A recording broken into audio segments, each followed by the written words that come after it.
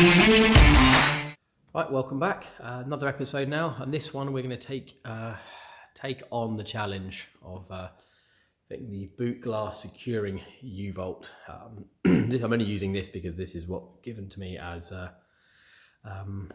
original equipment that came with the glass. So I'm not married to it. It's just what I've got at the moment. So as I progress with actually working out the issues with fitting it or the challenges, then I may change from this. So I'll move the camera now and show you exactly kind of what I'm planning to do. Okay, so let's start here. So this is the catch that came with the glass, or the fittings. This is what came with the glass as well. So you'll see the panel, the aluminium panel underneath the glass. Center line, it's just off the Glico pin to center.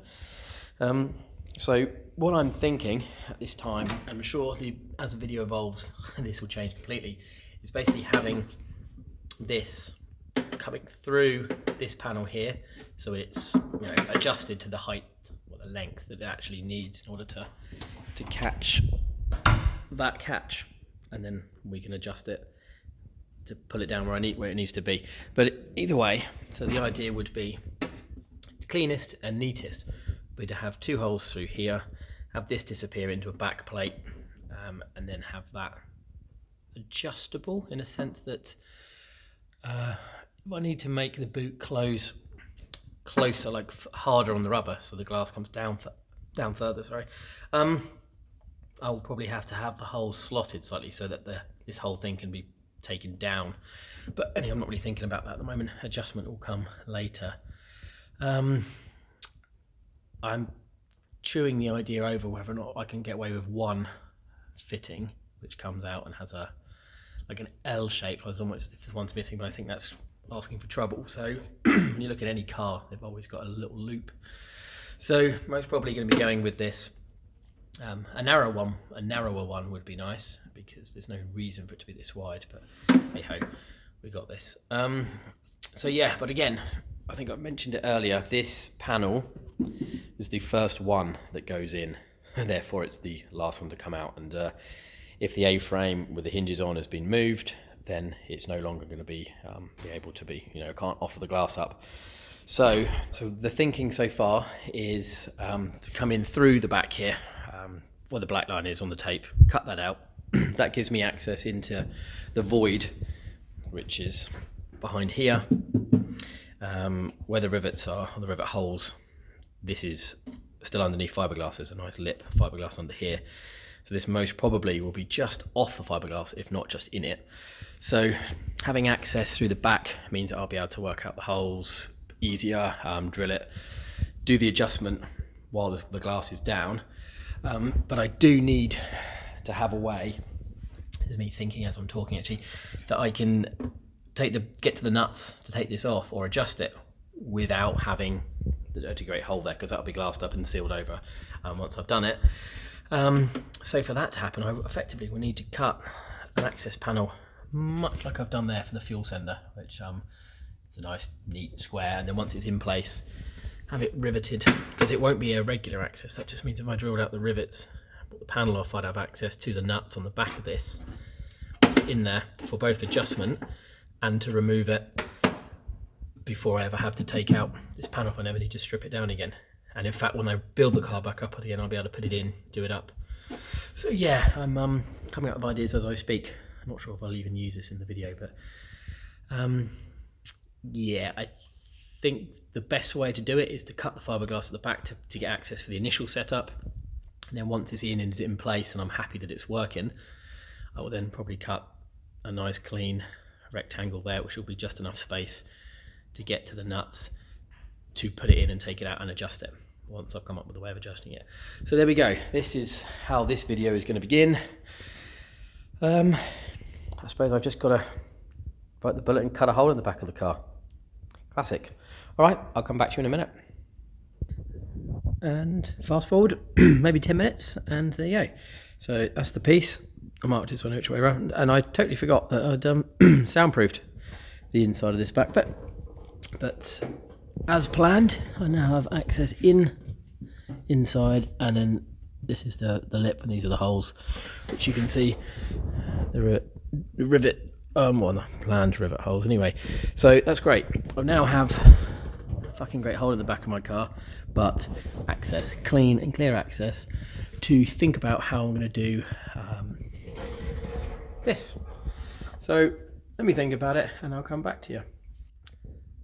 What I'm doing now is I've kind of had the reflection's pretty poor through the camera, but if you pushing the glass down to where I think it's going to be approximately, and looking down the side, you can't really see here, I've drawn 2 circles, I mean just for the sake of eyeing things up, which is where the oh bloody hell, where these will go through, because I've run out of words today. Trying to put them so it's going to be nice and tight, so when it's completely parallel to this plate. Lift this up. So when this is parallel to here, in far enough that hook connects, it will clip under pressure. I'm pretty convinced I am actually going to have to oval those at some point so I can have some adjustment. I'll just have a back plate that when you do it up nice and tight, there'll be movement. I will also, once it's at the right length or the right depth, I'll TIG a big washer probably round on each one of these, so that's what sits flush against the aluminium to cover the oval. Anyway, yeah, so I think now it's a 9.5mm hole for the thread to pass through without it binding. So I think I'm just going to drill some holes and yeah, get on with it. Just bite the bullet. Right, those 2 holes are easy enough to drill. I'll just push this in. How clear is that view? So we've yeah, got good access through my little panel.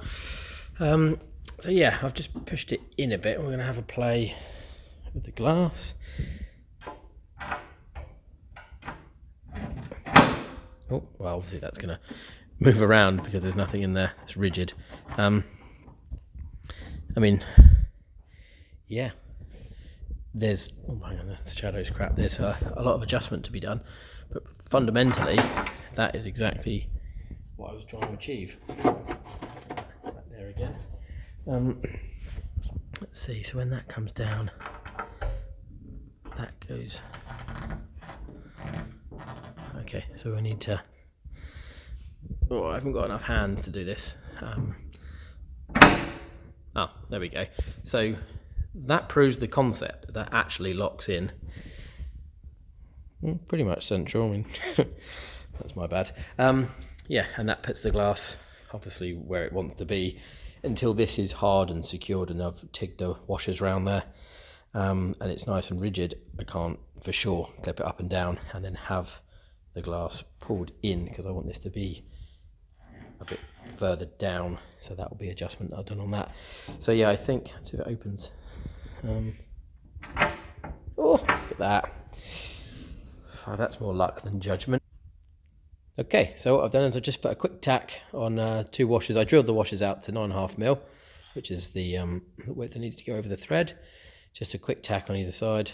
And let's see, it's cool enough to do it without the camera.